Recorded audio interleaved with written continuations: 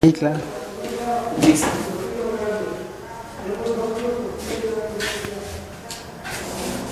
Tres, dos. Sí. Este autor, Stephen Toulmin, maneja el concepto de lógica informal por oposición a la lógica formal o aristotélica. La lógica informal que nos presenta Toulmin no se sujeta a las reglas de la lógica deductiva, no se sujeta a las reglas del silogismo. Y esto porque presenta un modelo basado en una pretensión, es decir, señalar la tesis que se pretende demostrar y luego las razones, es decir, por qué se sostiene lo que se sostiene, y luego la garantía, que es una ley o enunciado general que de donde se soportan las razones, el respaldo que debe tener esa garantía y las condiciones de refutación. Es un modelo que no se sujeta al clásico silogismo, ¿sí? Y por lo tanto, muy válido de acuerdo a las nuevas corrientes de argumentación jurídica, donde consideran insuficiente el papel de la lógica formal en el acto de aplicación del derecho. ¿Sí? El acto de aplicación del derecho no es como lo señaló Montesquieu, es decir, no tenemos un operador jurídico mecánico, autómata, así que aplica la ley de manera silogística, ¿no? Premisa mayor, premisa menor, término medio, conclusión, o norma, hechos, conclusión. No es un acto mecánico la aplicación de la ley, es un acto en el que se tienen que dar razones y se tienen que dar respaldos de por qué, por ejemplo, estamos sosteniendo una interpretación de una ley y no otra, ¿no? La aplicación de la ley no es un acto mecánico y por lo tanto este modelo informal se adapta perfectamente bien a los estándares actuales de la argumentación jurídica, donde pues, el operador jurídico no es un aplicador mecánico de la ley. ¿Me podría volver a decir qué es la argumentación jurídica?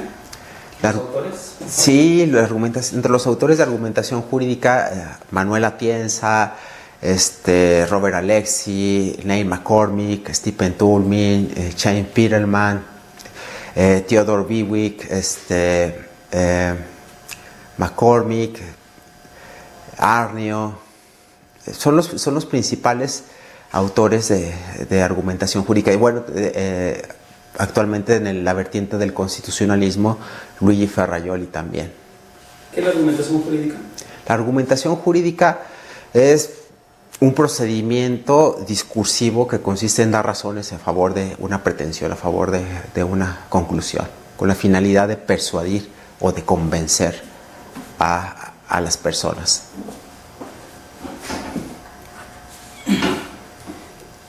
¿Qué tiene que ver la matemática con el derecho?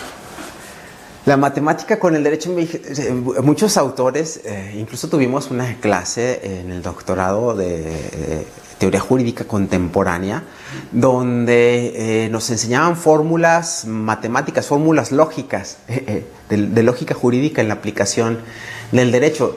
Y es un área donde tiene aplicación, pero para casos fáciles, ¿sí? Casos fáciles donde no se presenta un problema de interpretación, es decir, casos donde la norma es ambigua o es vaga.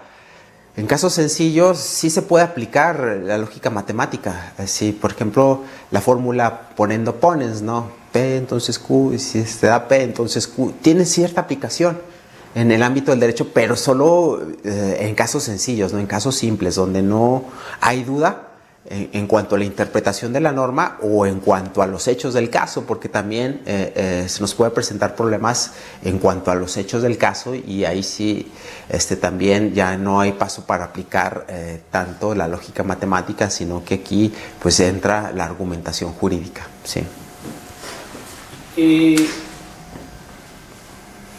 ¿Qué debería de haber en métodos cualitativos y cuantitativos? Porque hay una materia en derecho que dice métodos cualitativos y cuantitativos. ¿Qué debe haber ahí?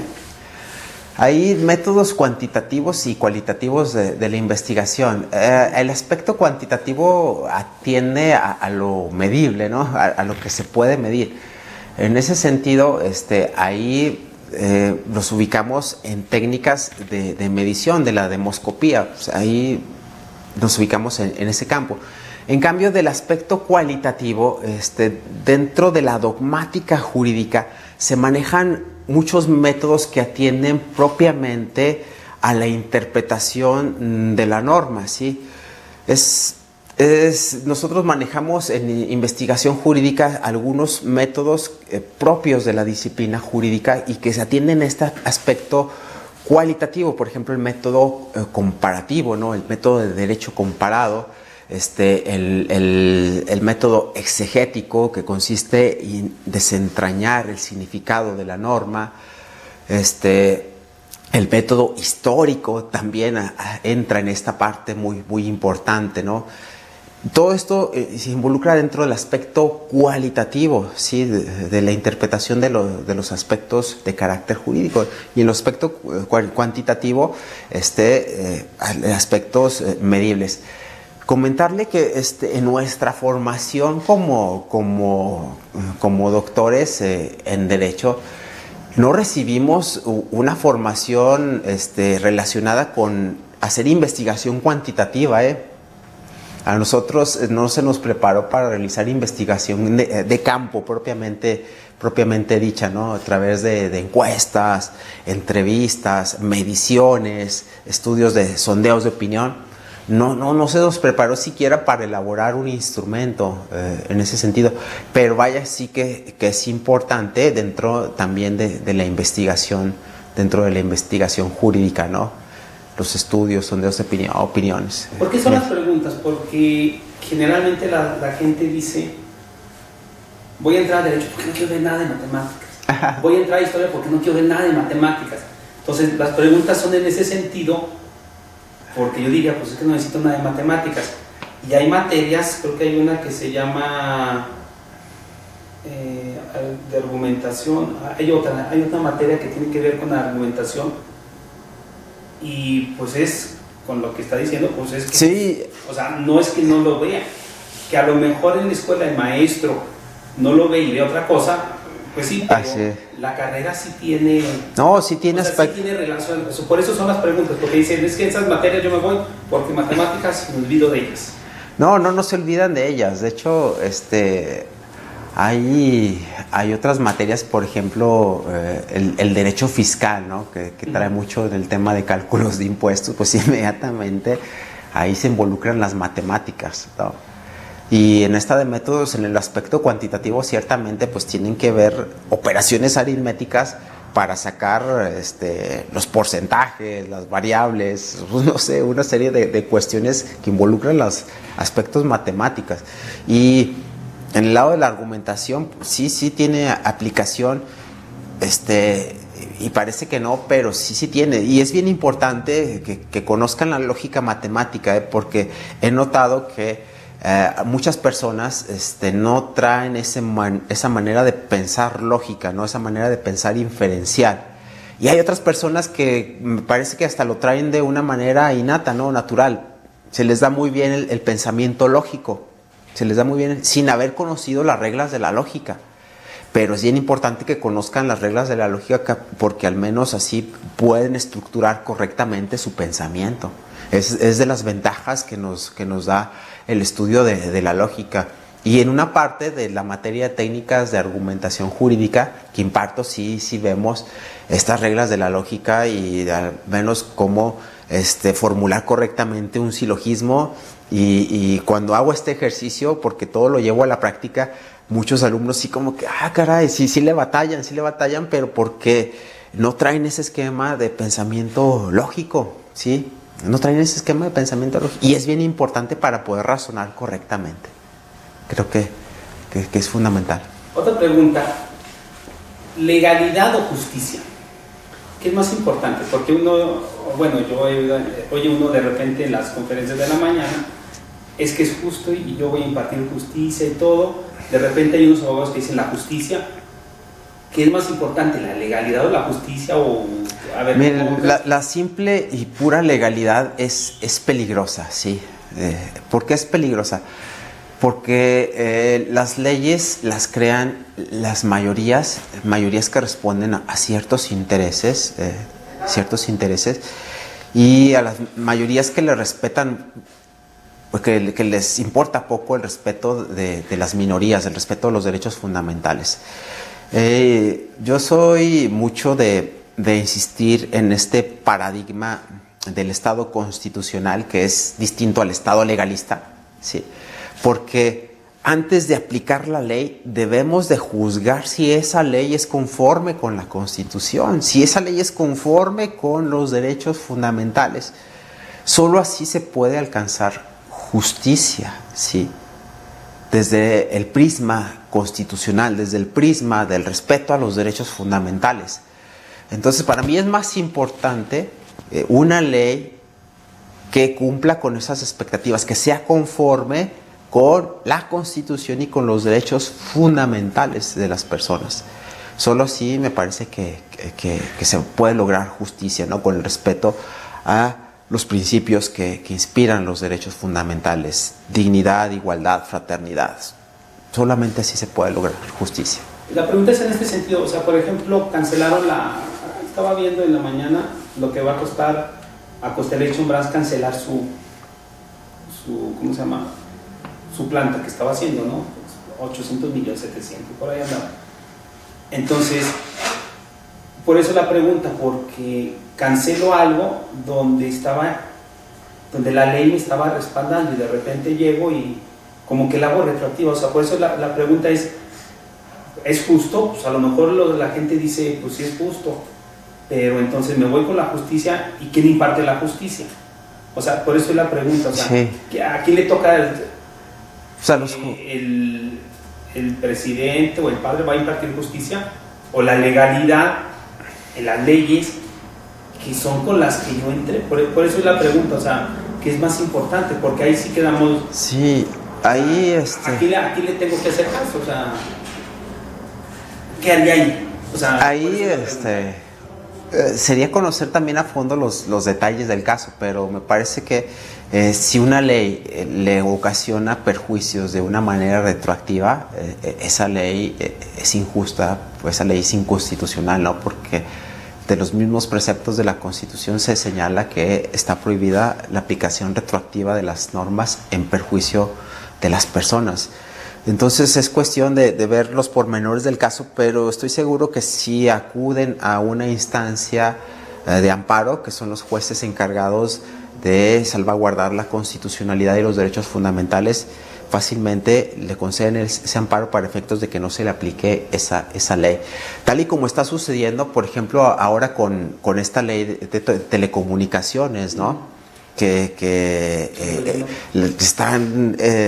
estamos cediendo o están autorizando que cedamos nuestros datos biométricos al Estado. ¿Con qué fines? No sabemos. Dicen que para combatir la delincuencia.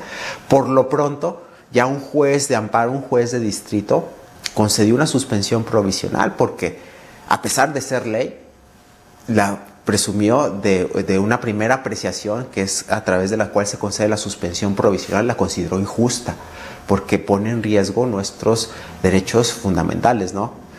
Y no se aprecia, dijo el juez, no se logra apreciar, dijo el juez, de un primer examen que esa ley sea idónea para combatir la criminalidad, ¿sí? Entonces, legalidad y justicia son conceptos que en ocasiones se chocan, ¿no? Y los jueces constitucionales son los que deciden, ¿sí? Y esos jueces constitucionales normalmente deciden a favor de los derechos, ¿no? Ojalá y que se mantenga este criterio hasta la suspensión definitiva y que se logre la concesión del amparo. Pero por lo pronto todos deberíamos estar pensando en promover el amparo. Precisamente hoy yo estaba en la mañana formulando una demandita de amparo en contra de esa ley, ¿sí? Por la aplicación potencial.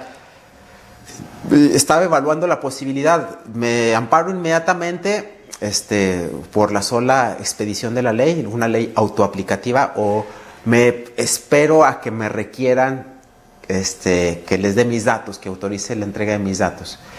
Digo, pues ya casi lo termino, entonces igual y lo presento, pero es algo que debemos de tener bien arraigado los mexicanos, y sobre todo ahora con estas acciones del régimen de la Cuarta Transformación, que a lo mejor algunas pueden ser lesivas de los derechos fundamentales, ¿no?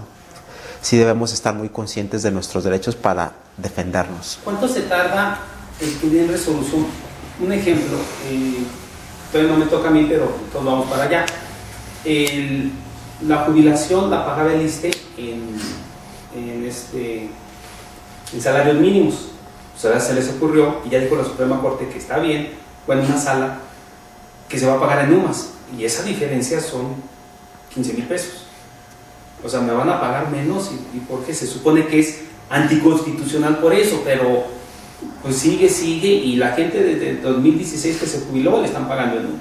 Sí. Entonces, ¿cuánto se tarda? Y eso de la constitucionalidad, como dice, pues es que es anticonstitucional, sí, pero pues se lo siguen pagando a la gente. O sea, ¿cuánto se tarda? O sea, ¿qué es ese proceso? Sí, se trata de promover un juicio de amparo, ¿no? Y dependiendo de la causa y dependiendo de los pormenores del asunto, pues se puede resolver en 6 meses o se puede resolver en años, ¿sí? Sobre todo si a algunos le exigen que agoten las instancias previas, ¿no? Hay algunas instancias previas laborales que agotar, por ejemplo, acudir a los tribunales laborales, ¿sí? Esperar la sentencia, y usted sabe que en tribunales laborales se pueden llevar los años dictar una sentencia y después ampararse en contra de esa determinación.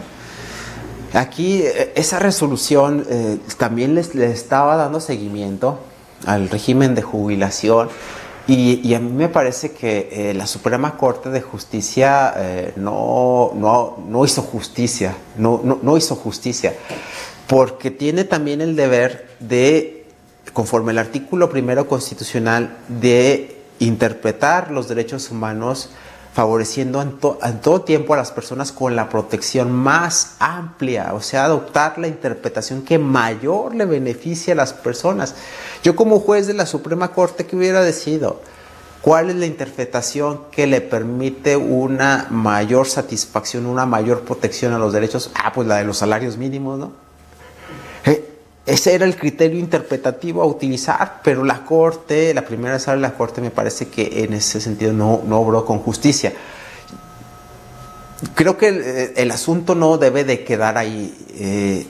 Deben de insistir, me parece que deben de insistir en las instancias internacionales, promover una revisión ante primero la Comisión Interamericana de Derechos Humanos y de ser el caso, llevar el caso contencioso ante la Corte Interamericana de Derechos Humanos.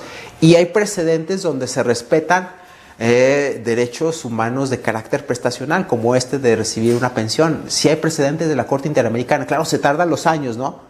Pero la sentencia sería para obligar al Estado mexicano a acogerse a esta interpretación que favorece la protección más amplia. Me parece que sí hay muchísimas posibilidades de que se gane el asunto en sede internacional y vale la pena intentarlo. Es otra opción que tenemos, ¿no? Es otra opción que tenemos. Ya la justicia no nada más se queda aquí en México.